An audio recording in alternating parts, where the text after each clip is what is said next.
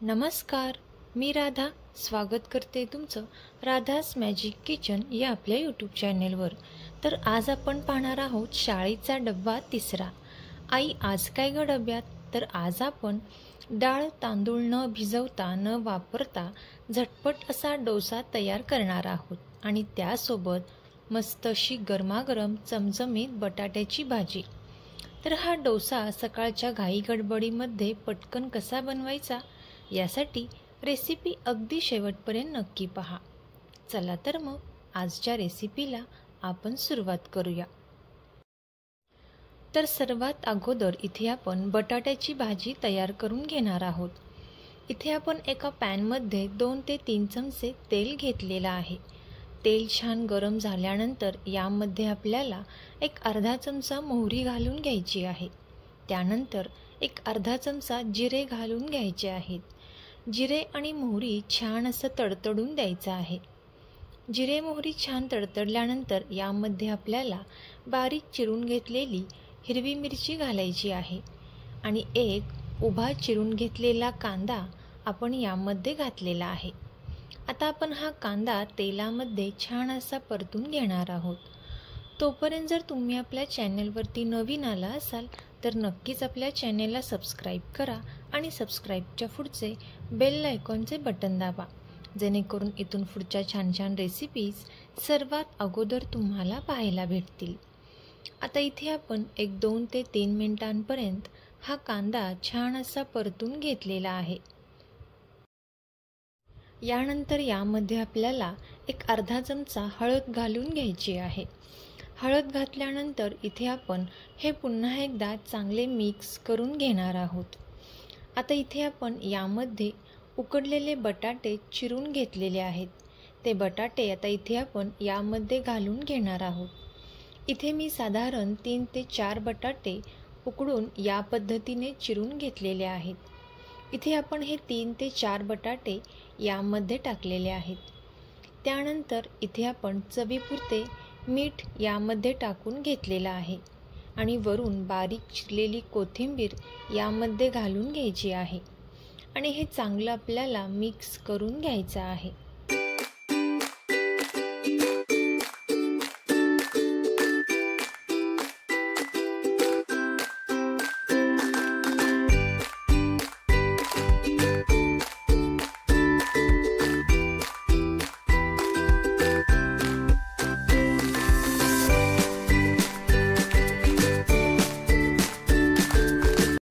आता आपण हे चांगले मिक्स करून घेतल्यानंतर यावरती आपल्याला झाकण ठेवून एक छान अशी वाफ येऊन द्यायची आहे।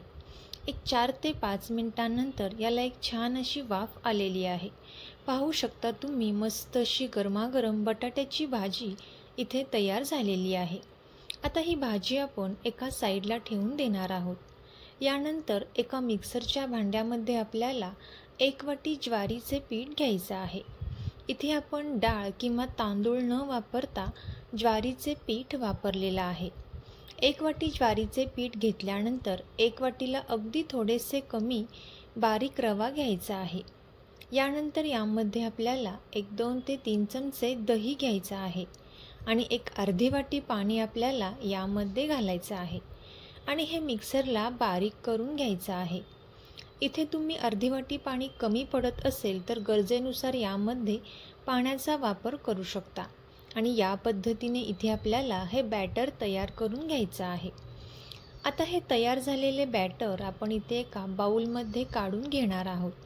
पाहू शकता तुम्ही या बॅटरची कन्सिस्टन्सी अगदी खूप पातळही नाही किंवा खूप घट्टही नाही। या पद्धतीने इथे आपल्याला हे बॅटर तयार करून घ्यायचं आहे। यानंतर यामध्ये आपण चवीपुरते मीठ घालून घेतलेलं आहे।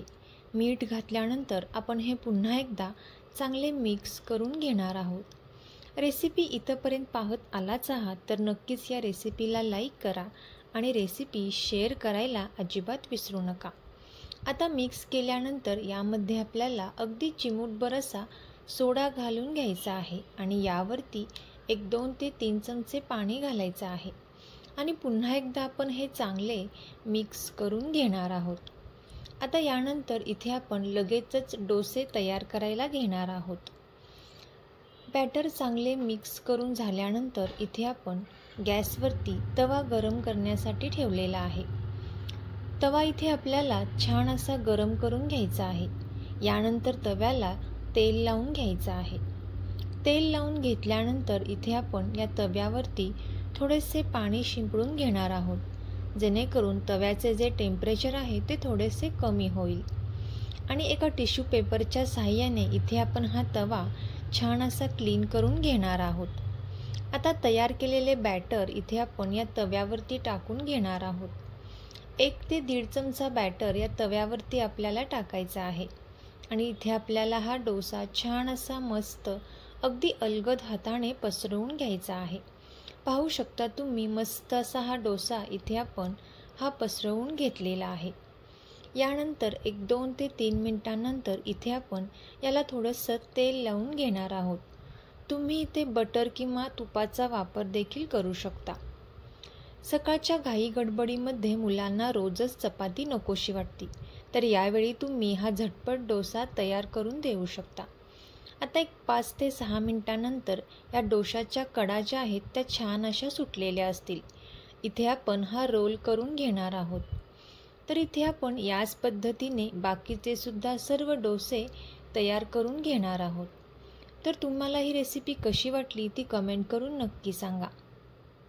तुम्हाला जर हा झटपट डोसा आवडला असेल तर नक्कीच आपले मित्रमैत्रिणी आणि नातेवाईकांसोबत शेअर करा. आणि मुलांना किंवा ऑफिसच्या डब्यामध्ये हा झटपट डोसा तयार करून द्यायला अजिबात विसरू नका. तोपर्यंत जर तुम्ही आपल्या चॅनेलवरती नवीन आला असाल तर नक्कीच चॅनेलला सबस्क्राईब करा आणि सबस्क्राईबच्या पुढचे बेल आयकॉनचे बटन दाबा, जेणेकरून इथून पुढच्या छान छान रेसिपीज सर्वात अगोदर तुम्हाला पाहायला भेटतील. थँक्यू.